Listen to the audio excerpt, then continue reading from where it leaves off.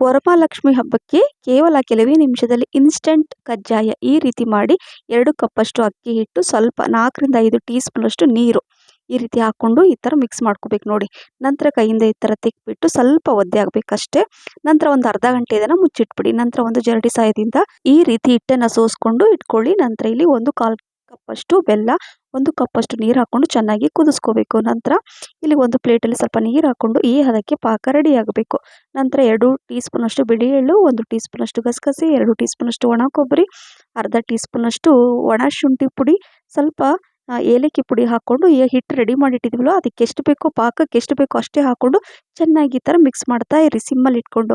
1 tea ಸ್ಪೂನಷ್ಟು ತುಪ್ಪ ಹಾಕ್ಕೊಂಡು ಇದನ್ನು ಒಂದು 10 ನಿಮಿಷ ರೆಸ್ಟಲ್ಲಿ ಇಟ್ಬಿಡಿ. ತಣ್ಣಗಾದ್ಮೇಲೆ ಈ ರೀತಿ ಕಜ್ಜಾಯ ಮಾಡಿಬಿಟ್ಟು ಎಣ್ಣೆಯಲ್ಲಿ ಫ್ರೈ ಮಾಡಿ ಎಕ್ಸ್ಟ್ರಾ ಎಣ್ಣೆಯಲ್ಲಿ ಈ ಥರ ತೆಗೆದುಬಿಟ್ರೆ ಈ ಇನ್ಸ್ಟೆಂಟ್ ಕಜ್ಜಾಯ ರೆಡಿ. ಮಾಡ್ತೀರಲ್ವಾ? Thank you for watching. Bye.